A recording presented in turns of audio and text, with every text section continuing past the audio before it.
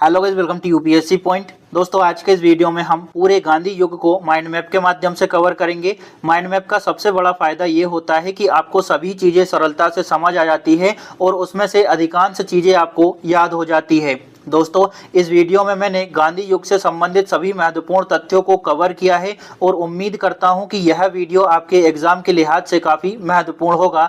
बस आप वीडियो के लास्ट तक बने रहिएगा। तो चलिए आज के टॉपिक को शुरू करते हैं। दोस्तों, गांधी युग के बारे में पढ़ने से पहले हम थोड़ी सी बेसिक इन्फॉर्मेशन महात्मा गांधी के बारे में जान लेते हैं, ताकि आपका बेस बन जाए और आपको सरलता से सभी चीज़ें समझ आ जाए। देखिए, महात्मा गांधी का पूरा नाम था मोहनदास करमचंद गांधी। इनका जन्म हुआ था दोस्तों 2 अक्टूबर 1869 को। दोस्तों, जब इनका जन्म हुआ इसी दिन दोस्तों अहिंसा दिवस के रूप में मनाया जाता है, तो ये भी आपको अच्छे से याद रखना है। जन्म कहाँ हुआ था? तो पोरबंदर गुजरात में इनका जन्म हुआ। महात्मा गांधी के पिता का नाम था करमचंद गांधी। कहीं कहीं दोस्तों इनको काबा गांधी के नाम से भी जाना जाता था। महात्मा गांधी की माता का नाम पुतलीबाई था और इनकी पत्नी का नाम कस्तूरबा गांधी था। महात्मा गांधी के केवल 4 पुत्र थे दोस्तों, इनकी कोई भी लड़की नहीं थी। 4 पुत्र कौन कौन थे? हरिलाल, मणिलाल, रामदास और देवदास। महात्मा गांधी की एक शिष्या थी जिनका नाम था मीराबेन। महात्मा गांधी ने अपनी आत्मकथा लिखी थी दोस्तों। देखिए, यहाँ से परीक्षा में प्रश्न पूछा जाता है कि महात्मा गांधी की आत्मकथा का नाम क्या है, तो अच्छे से याद रखेंगे, सत्य के साथ मेरे प्रयोग इनकी आत्मकथा है। ये तो मैंने आपको बता ही दिया है कि अहिंसा दिवस मनाया जाता है 2 अक्टूबर को, क्योंकि 2 अक्टूबर को महात्मा गांधी का जन्म हुआ था।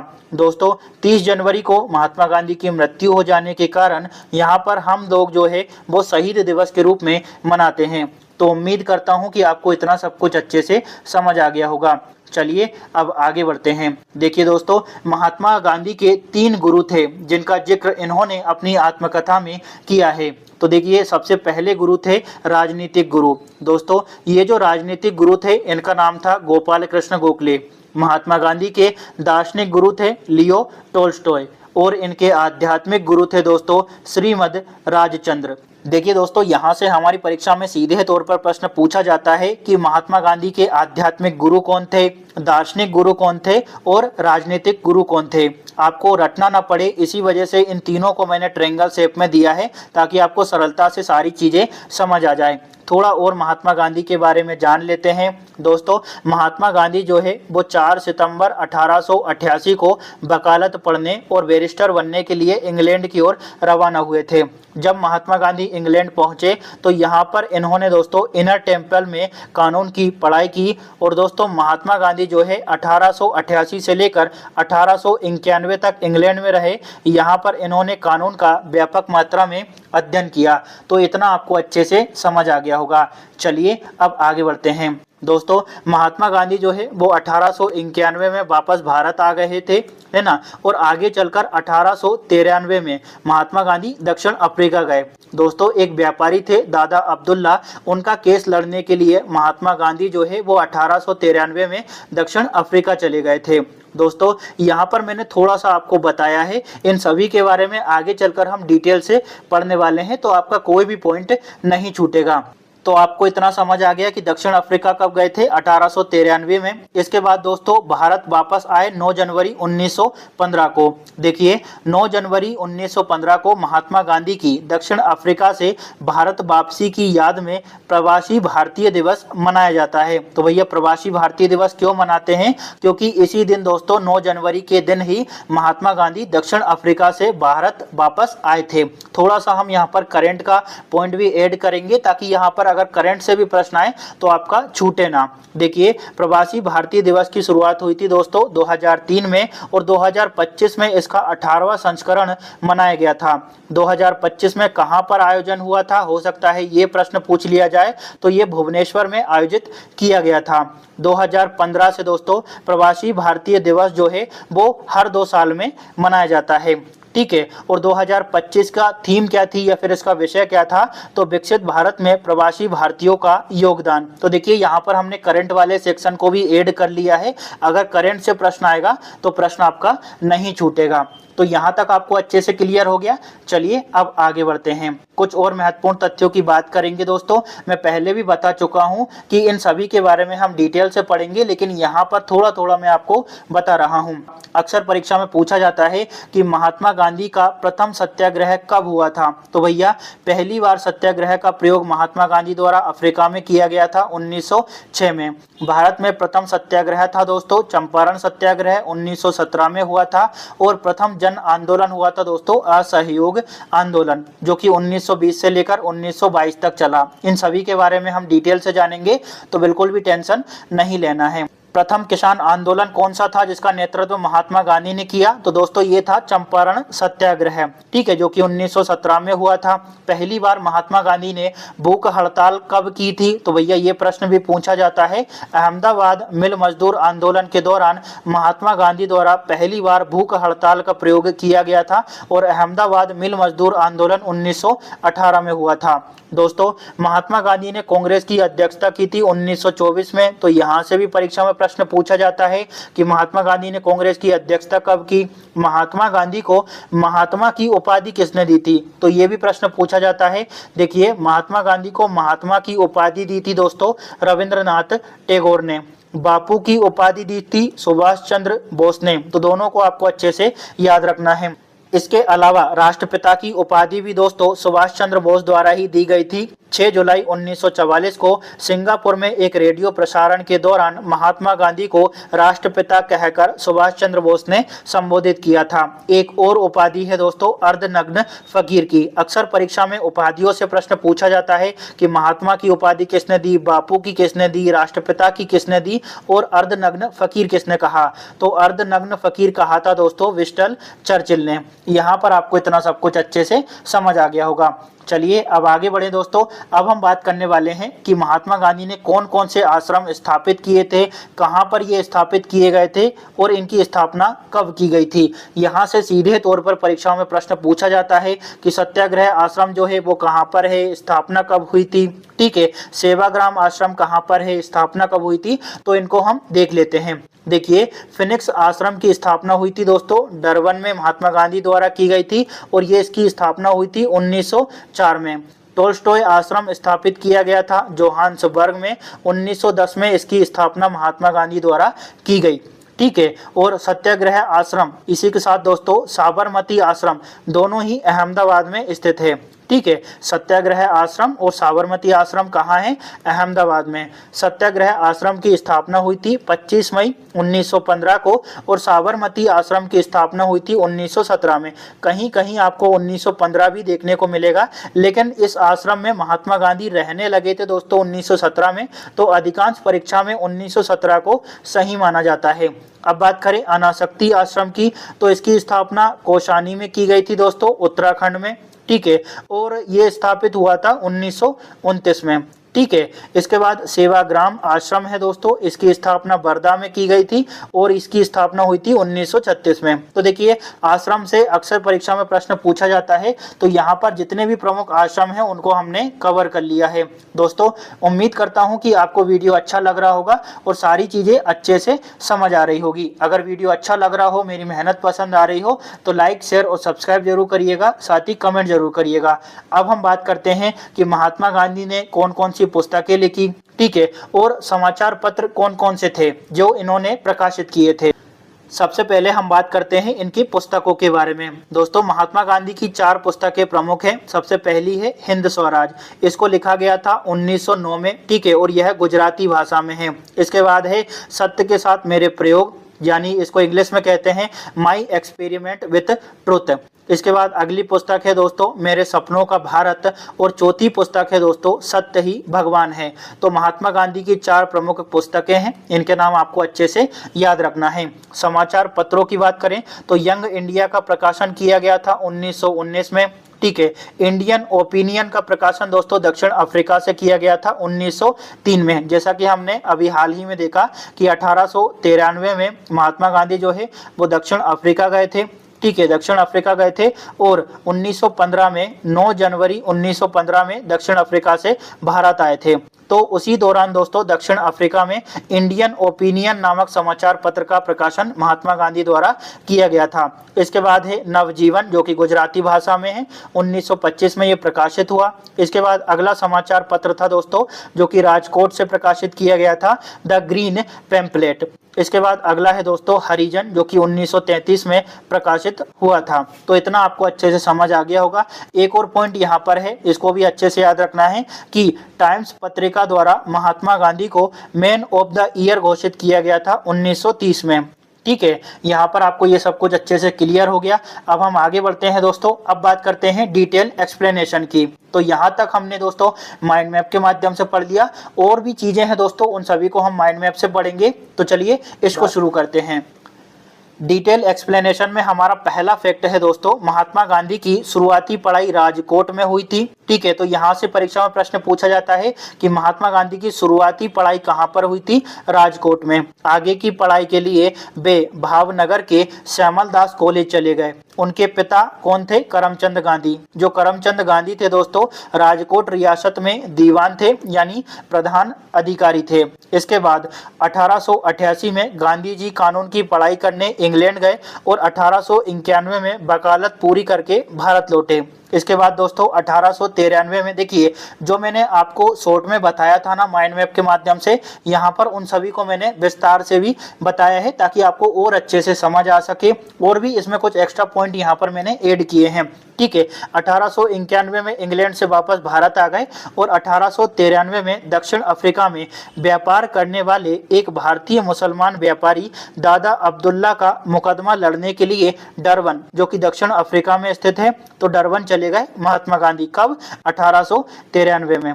ठीक है, इस मुकदमे में इन्होंने सफलता हासिल की। डरबन से दोस्तों महात्मा गांधी जो है वो प्रिटोरिया जा रहे थे। इसी दौरान रेलवे स्टेशन पर इनको रंगभेद का सामना करना पड़ा और ट्रेन से बाहर निकाल दिया गया महात्मा गांधी जी को।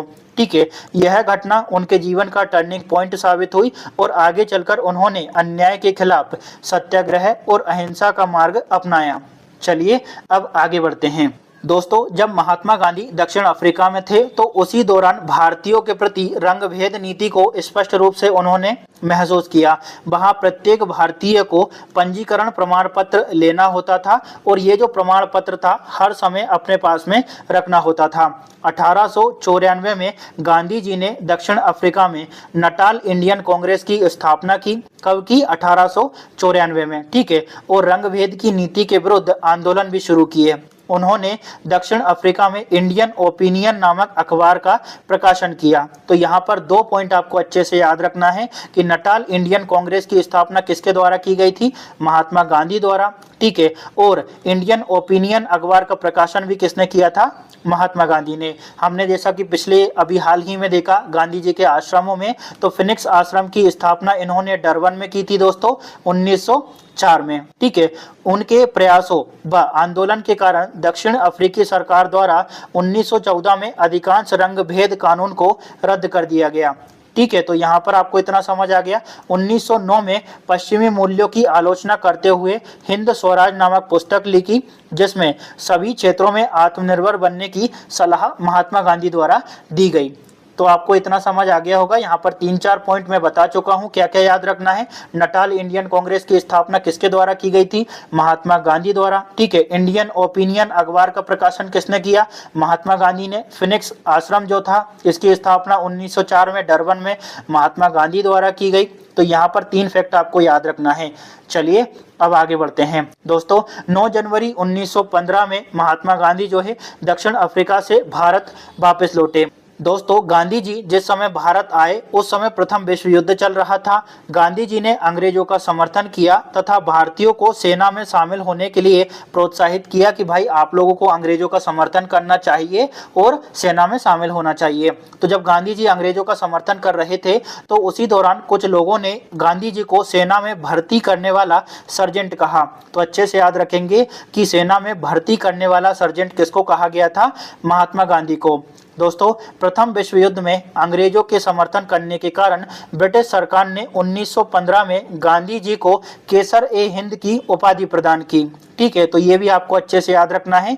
केसर ए हिंद की उपाधि कब दी गई थी? 1915 में। आगे चलकर जब जलियांवाला हत्याकांड हुआ तो इसी के विरोध में और खिलाफत आंदोलन के समर्थन में गांधी जी ने दोस्तों 1920 में इस उपाधि को लौटा दिया था। कौन सी उपाधि को? केसर ए हिंद की उपाधि को।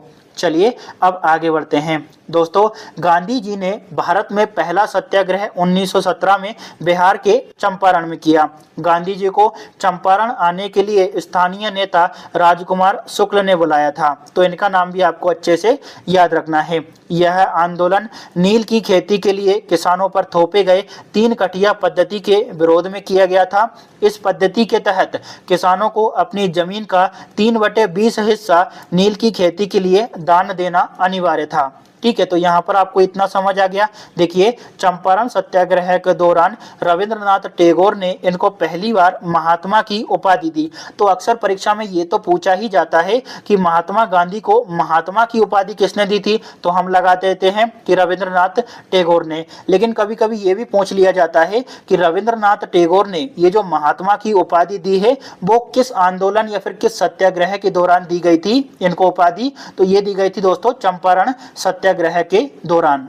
दोस्तों, ये जो आंदोलन चल रहा था चंपारण सत्याग्रह, तो ये जो आंदोलन था वो अंग्रेजों के विरुद्ध था और अंग्रेज चाहते थे कि महात्मा गांधी को मार दिया जाए। महात्मा गांधी को दूध में जहर डालकर दिया जाने का प्रयास किया गया, लेकिन एक किसान थे दोस्तों बख्त मियां, इन्होंने महात्मा गांधी की जान बचाई। इन्होंने, ये जो बख्त मियां थे, अंग्रेजों की पोल खोल दी, अंग्रेजों के बारे में सूचना महात्मा गांधी को दे दी और इस तरह से महात्मा गांधी की जान बच गई। एक फैक्ट आपको ये याद रखना है कि 2017 में चंपारण जो सत्याग्रह था उसको 100 साल पूरे हो गए थे।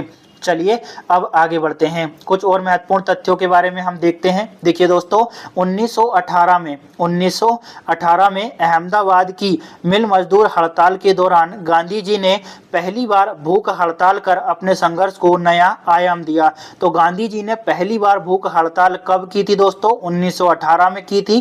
ठीक है, और आंदोलन का नाम क्या था? अहमदाबाद मिल मजदूर आंदोलन। आगे चलकर 18 मार्च 1919 को ब्रिटिश हुकूमत ने विवादित रोलेक्ट एक्ट पारित किया, जिसे गांधी जी ने काला कानून कहकर संबोधित किया। ठीक है, रोलेक्ट एक्ट को काला कानून किसने कहा था? महात्मा गांधी ने। और मुंबई में इसके खिलाफ सत्याग्रह की अपील की। इसके विरोध में दोस्तों 6 अप्रैल 1919 को पूरे देश में राष्ट्रीय अपमान दिवस मनाया गया था। तो भैया, राष्ट्रीय अपमान दिवस कब मनाया गया था? 6 अप्रैल 1919 को। दोस्तों, आगे चलकर 13 अप्रैल 1920 में जलियांवाला हत्याकांड जैसी दुखद घटना होती है। इसी दौरान दोस्तों 1920 में ही ब्रिटिश सम्राट या फिर ब्रिटिश सरकार ने जो महात्मा गांधी को केसर ए हिंद की उपाधि दी थी, तो इस उपाधि को महात्मा गांधी द्वारा त्याग दिया गया। ठीक है, जलियांवाला हत्याकांड कब हुआ था? 13 अप्रैल 1920 को। इस दौरान दोस्तों इस घटना से दुखी होकर महात्मा गांधी जी द्वारा केसर ए हिंद की उपाधि को त्याग दिया गया। फिर 1 अगस्त 1920 को महात्मा गांधी ने असहयोग आंदोलन की शुरुआत की। इसके अलावा दोस्तों आपको ये भी याद रखना है कि 31 अक्टूबर 1920 को गांधी जी को खिलाफत कमेटी का अध्यक्ष नियुक्त किया गया था। तो इस पेज में जितनी भी जरूरी चीजें थी वो मैंने आपको बता दी। यहाँ पर मुख्य रूप से आपको ये याद रखना है कि महात्मा गांधी द्वारा पहली बार भूख हड़ताल कब की गई थी। ठीक है, अहमदाबाद मिल मजदूर आंदोलन कब हुआ था? रोलेक्ट एक्ट कब आया था? इसको काला कानून किसने कहा? और राष्ट्रीय अपमान दिवस कब मनाया गया था? इसी के साथ जलियांवाला बाग हत्याकांड कब हुआ था और इस दौरान किस व्यक्ति ने केसर ए हिंद की उपाधि को त्याग दिया था? तो ये याद रखेंगे, महात्मा गांधी ने केसर ए हिंद की उपाधि को त्यागा था दोस्तों जलियांवाला बाग हत्याकांड के दौरान। ठीक है, और असहयोग आंदोलन शुरू हुआ था आपके 1 अगस्त 1920 को। चलिए अब आगे बढ़ते हैं दोस्तों, कुछ और महत्वपूर्ण तथ्यों को हम देखने वाले हैं।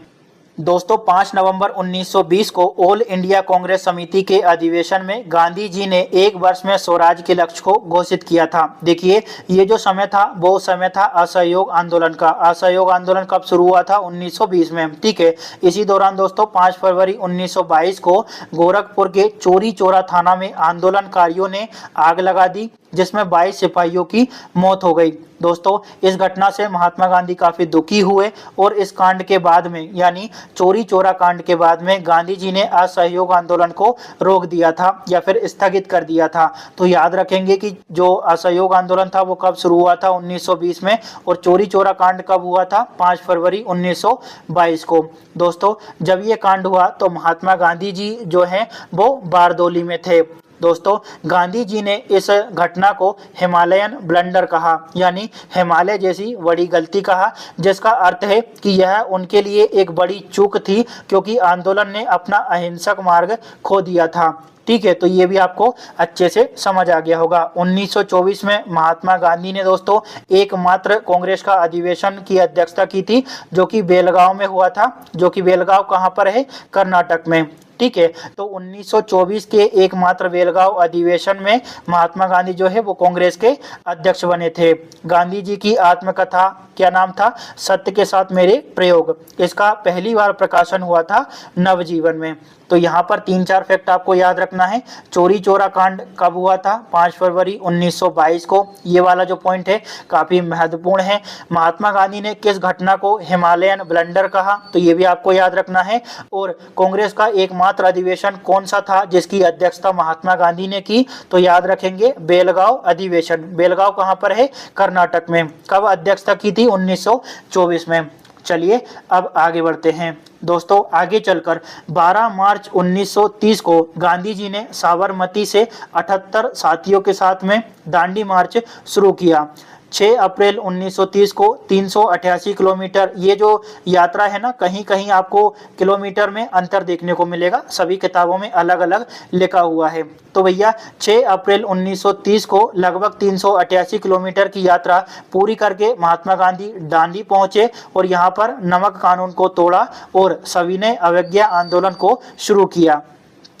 इसके बाद दोस्तों 5 अप्रैल 1931 को गांधी इरविन समझौता हुआ, जिसको दिल्ली पैक्ट के नाम से जाना जाता है। और इस समझौते का परिणाम यह हुआ कि 7 अप्रैल 1934 को गांधी जी ने इस आंदोलन को समाप्त कर दिया। कौन से आंदोलन को, सविनय अवज्ञा आंदोलन को। दोस्तों 1931 में द्वितीय गोलमेज सम्मेलन हुआ, जिसमें गांधी जी ने कांग्रेस का नेतृत्व किया। 1932 में दोस्तों गांधी जी ने हरिजन सेवक संघ की स्थापना की और इसके अध्यक्ष थे घनश्याम दास विड़ला। याद रखेंगे कि हरिजन सेवक संघ की स्थापना किसने की थी, महात्मा गांधी ने। अध्यक्ष कौन थे, घनश्याम दास विड़ला। ठीक है, उसी साल 24 सितंबर 1932 को गांधी जी और अंबेडकर के बीच में पूना समझौता हुआ था। इसके अलावा दोस्तों यहाँ पर आपको एक बात और याद रखना है कि 1934 में गांधी जी ने कांग्रेस से अपना त्याग पत्र दे दिया था। अब देखिए यहाँ पर क्या क्या याद रखना आपके लिए बहुत ही ज्यादा जरूरी है। सीधे तौर पर प्रश्न पूछा जाता है कि दांडी मार्च कब शुरू हुआ था, ये आपको याद रखना है। ठीक है, गांधी इरविन समझौता कब हुआ था, ये आपको याद रखना है। द्वितीय गोलमेज सम्मेलन कब हुआ था, हरिजन सेवक संघ की स्थापना किसके द्वारा की गई थी, इसकी स्थापना कब हुई थी, और हरिजन सेवक संघ के अध्यक्ष कौन थे। इसके अलावा पूना समझौता कब हुआ था और किस किस के बीच में हुआ था। दोस्तों मैंने उन्हीं पॉइंट्स को कवर किया है जहां से हमारी परीक्षा में सीधे तौर पर और बिल्कुल आपको प्रश्न देखने को मिलेगा ही मिलेगा। अगर आपको वीडियो थोड़ा बहुत भी अच्छा लग रहा हो तो प्लीज कमेंट जरूर करिएगा, उससे थोड़ा मोटिवेशन मिलता है और समझ आता है कि मैं जो आपको समझाना चाहता हूं आपके लिए लाभदायक है या फिर नहीं है, और आपको समझ आ रहा है या नहीं आ रहा है। तो बस आपसे रिक्वेस्ट कर रहा हूं, अगर आपको मेरी मेहनत थोड़ी बहुत भी अच्छी लग रही हो तो कमेंट जरूर करिएगा। चलिए अब आगे बढ़ते हैं, कुछ और महत्वपूर्ण तथ्यों को देखेंगे। दोस्तों 1942 में आए क्रिप्स मिशन को गांधी जी ने पोस्ट डेटेड चेक कहा। तो यहाँ से प्रश्न पूछा जाता है कि क्रिप्स मिशन को पोस्ट डेटेड चेक किसने कहा था, तो महात्मा गांधी ने। 8 अगस्त 1942 को शुरू हुए भारत छोड़ो आंदोलन, जिसको दोस्तों अगस्त क्रांति के नाम से भी जाना जाता है, इसी दौरान दोस्तों महात्मा गांधी जी ने एक नारा दिया था, करो या फिर मरो का नारा। या तो भैया आप आजाद हो जाओ या फिर मर जाओ। तो भारत छोड़ो आंदोलन कब शुरू हुआ था, 8 अगस्त 1942 को। इसको अगस्त क्रांति के नाम से जाना जाता है। दोस्तों 8 अगस्त को आंदोलन शुरू हुआ और 9 अगस्त 1942 को गांधी जी को गिरफ्तार कर लिया गया और उनको पूना के आगा खां पैलेस में रखा गया था। तो ये भी आपको याद रखना है। दोस्तों 15 अगस्त 1947 को भारत की स्वतंत्रता के समय गांधी जी कोलकाता के नेवाखाली में थे। ठीक है। और 30 जनवरी 1948 को नाथूराम गोडसे ने बिड़ला भवन में, जो कि दिल्ली में स्थित है, यहाँ पर गांधी जी की हत्या कर दी थी।